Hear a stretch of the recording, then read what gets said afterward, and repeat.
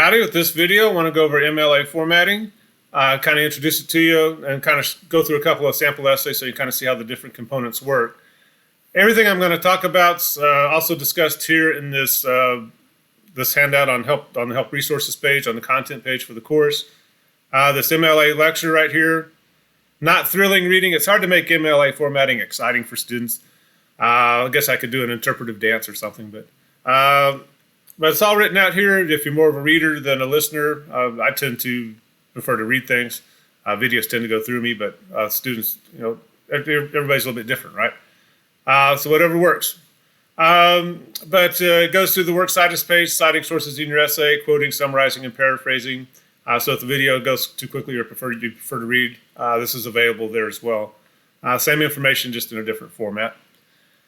But to get into MLA formatting, I'm going to start with a sample essay on the Help Resources page. The sample research medical essay in MLA format. I already got it pulled up. It goes through MLA formatting a little bit, and I have it labeled on the side so you can kind of see the different components in action. With MLA formatting, MLA stands for Modern Language Association. And there's two major ideas between any type of formatting, whether it's APA or Chicago style. There's all kinds of styles. We're going to focus on MLA formatting. One, you got to credit your sources. You can't just cut and paste off the internet and throw things in your paper without citing them. The plagiarism detector is going to pick it up pretty quickly, and that's plagiarism. And you could fail an essay or you can fail a course if you're not careful with that. So you always make sure you credit sources when you use them. No cutting and pasting. I mean, obviously you're going to cut and paste. That's the physical process, but you also have to cite that source. You can't just throw it in there and pretend like it's your own work. Also, you have to be accurate when you use sources. You can't say according to, Jane Doe, yada, yada, yada, if Jane Doe didn't say that. You can't put words in their mouth. You can't alter what they're saying to suit your needs, especially in summary and paraphrase. You want to be careful there. So you want to credit sources. You want to use them fairly. Generally, with an MLA paper, you want to start with the works cited page. That's also called the bibliography page.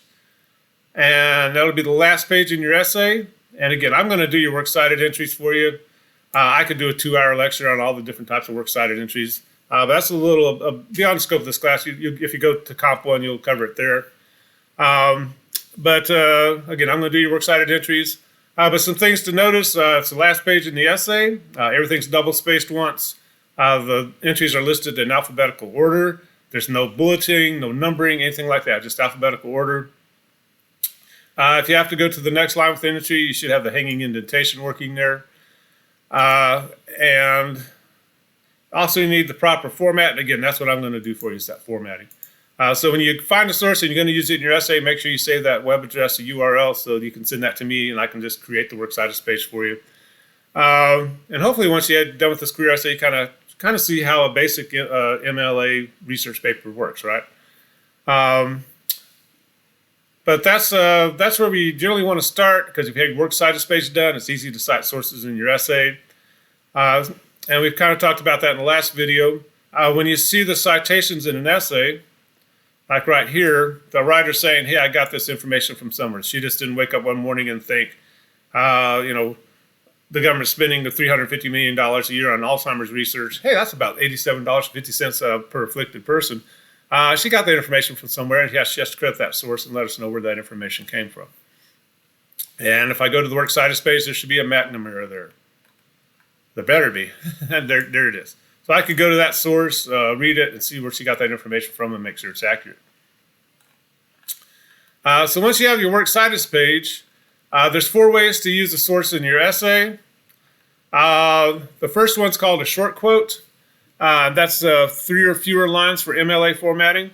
And this is kind of probably the one you're more used to or most used to seeing. Basically, a short quote's just a word-for-word quote directly from a source. You just introduce that short quote. Then you encase the short quote in quote marks, like that. Well, I can't do the whole thing there, but... and that's how you know it's a short quote. I can just look at it and say that's a short quote because it's the only thing that gets quote marks. Again, this is 3 or fewer lines. It's word for word straight from the source. But you have to introduce it. You don't want to make a quote its own sentence. And you have to cite it using the first word on the works cited page. So here, she does, while family suffers because of the progressive loss of a loved one, It might also deal with the high medical bills. She introduces the quote, gives a quote, and then cites the source of that quote. So I can go to coping on the works citus page and see exactly where that quote came from. You can also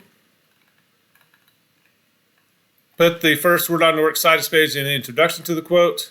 That's what's happening here. Researchers Michael Castle, Dolores Thompson, and Matthew Nathan's report. She introduces the quote, then begins the quote with a quote mark, word for word straight from the source, ends the quote with a quote mark. Here we have a page number because this actually came from a book. Y'all probably won't be using books for this essay, so you probably won't have a page number. But the first one on the works citus page is going to be Michael Castle. It should be Castle there. So if we go to that works citus page, there's Michael Castle, Dolores Thompson, and Matthew Nathan. So there's the first word on the works citus page. And that's basically how, just at the basic level, that's how the MLA paper is going to work. The second way you're going to use a source is with a long quote. That's going to be 4 or more lines for MLA formatting. And it's formatted somewhat differently. It's also sometimes called a block quote because you tab the whole thing over once and offset it within your essay. But you still want to introduce it. So here the National Institute of whatever defines dementia as follows. She introduces the quote. Then the entire quote is word for word straight from the source. And it's tabbed over once because it's a long quote. It's a block quote. And it shows that it's a long quote. There's no quote marks around it unless it's actually in the original quote. One thing to note, if you need to change something in a quote, you can use brackets like this. That bracket shows a change or addition to a quote. If you want to take something out of a long quote, these 3 dots called ellipses points show an omission from a quote. So there are ways to kind of manipulate a direct quote, either short quote or long quote, by using brackets. Like here she added the word or, it looks like. Here she took something out. If you start watching news shows, they start quoting President Biden or former President Trump. You start seeing these 3 dots, or they're showing they took something out of a quote, or if they're using these brackets, they're adding or making a change to a quote. And some news organizations have gotten in trouble for not using sources fairly, right? But that's what a long quote looks like. If you make the essay smaller, it's just they're easy to pick out right there. She has 2 long quotes back to back almost. But notice you want to introduce them, and then once you give that information, you want to start talking about it, right? All right, so we have the short quote and the long quote. There's 2 other ways to use sources in your essay. One's a summary. That's where you condense the information into your own words and sentence structure. You shorten it. It requires some interpretation. You might leave some things out, but you don't want to leave out anything too important, right? You don't want to misrepresent what the person's saying. But sometimes you just might want to just put something in your own words and sentence structure so it makes a little more sense or doesn't interrupt the flow of your essay. And here we have a summary right here. The writers, dementia patients were often thought to be senile or crazy. They were confined to their houses and nursing homes and even in mental hospitals. That might have been 2 pages of material, and the writer here decided, hey, I can put that in 2 sentences. Well, please do. Don't make us do all that work of a ginormous long quote or something. Use the summary, shorten it in your own words and sentence structure. But you're still getting that information from somewhere, so you still need to cite it. And she's citing this coping source that we've already seen on the works citus page. Summary can be a very effective tool. If you just want to get some information pretty quickly, and your source is kind of long-winded about it, shorten it up, summarize it in your own words and sentence structure, and save your reader some work there. The final way you can use a source in your essay is called a paraphrase. In terms of formatting, and notice with the summary, there's no quote marks. It's not blocked over. You incorporate it into your essay. Sometimes you might want to use a signal phrase, like it's saying, according to one source, dementia patients were often thought to be senile or crazy. But this one kind of fits kind of naturally into the paper without that. But you might want to do a signal phrase to indicate you're moving to a summary or paraphrase. A paraphrase is when you restate the information in the original source in your own words and sentence structure, but you still have to cite the source. Paraphrases tend to be longer because you're not leaving out any of the main points. Well, you might do that with a summary, but not with a paraphrase. So if you're talking about, say, brain surgery or something, which obviously we're not in this last essay, but But if you're talking about brain surgery, a short quote's not going to cover the procedure. A long quote directly from a medical source might get too technical, and you're going to lose your English teacher pretty quickly with too much medical jargon. So if you do a summary in your own words and sentence structure, start condensing that, you might end up leaving a scalpel or some sponges in the person's brain because you can't really do that with a medical procedure. So you might have to restate it point by point using your own words and sentence structure to dummy down the language for your English teacher. Excuse me. And that would be called a paraphrase, where you're kind of just restating the original without leaving out any main points. This looks like a paraphrase right there. In terms of formats, summary and paraphrase look kind of the same. But generally paraphrase, this one's kind of a long passage about how Alzheimer's disease was discovered. And it looks like it's pretty much a paraphrase, not leaving out any of the main points. But she put it in her own words and sentence structure. But notice she's still citing that source using the first word on the works citus page and the page number. So if we go to the works citus page, we should see a Cutler and Schramick. And there they are. I could go to that page in the book and see that information and make sure she's paraphrasing without changing the meaning of what the original source was thinking. But those are the 4 ways to use sources in your essay. And again, went through this sample medical essay because I have the commentary in there. It kind of talks about the different MLA components in there. The short quote, those are the ones with the quote marks, directly word for word straight from a source. The long quotes are the only ones that are blocked over. Again, straight word for word straight from the source. Summaries when you shorten and condense the material in your own words and sentence structure. But again, you want to make sure you cite the sources of summary and paraphrase. We can see if we can find another one here. Yeah, that looks like a summary right there. And this information, like we're saying, this information is coming from somewhere, and she has to cite the source of that information right there. And then, of course, the paraphrase. Sorry. Restating information restating information in your own words and sentence structure without leaving out any of the main points. Generally, the difference between a paraphrase and a summary is the paraphrase is about as long as the original, where a summary is you're condensing and shortening the original. So if we go back to that sample career essay that we did for journal number 8, hopefully you're going to start seeing these 4 ways at work.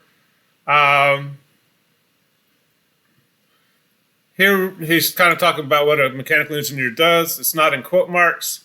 It's pretty short, so it's in its own words and sentence structure. So this is probably a summary right here. Again, the summary and paraphrase, format-wise, look pretty much the same. Kind of depends more on the writer's intention.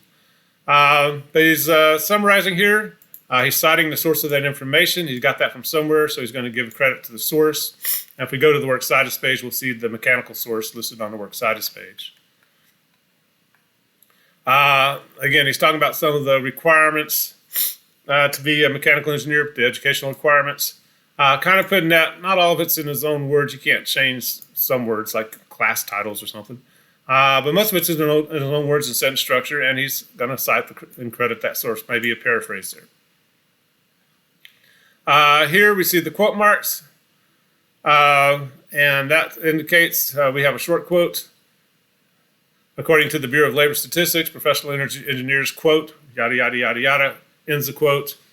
Not quite clear where that information is coming from. Then he goes on to a summary here. So he's run into a little bit of a problem here. He doesn't quite use the right citation for that Bureau of Labor Statistics. Should be United States after that short quote. He's probably assuming that this citation covers both of them, which is not quite right. Not plagiarizing or anything, but a little off with the citation. But kind of notice you do see a short quote followed by a summary there.